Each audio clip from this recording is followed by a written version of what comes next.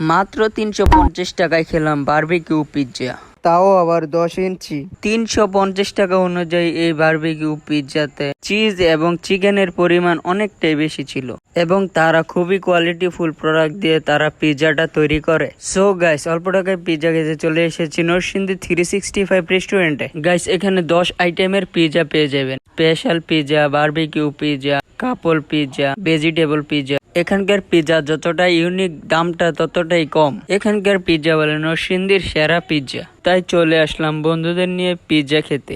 প্রায় 1 ঘন্টা হয়ে গেল, এখনো পিৎজা আসেনি।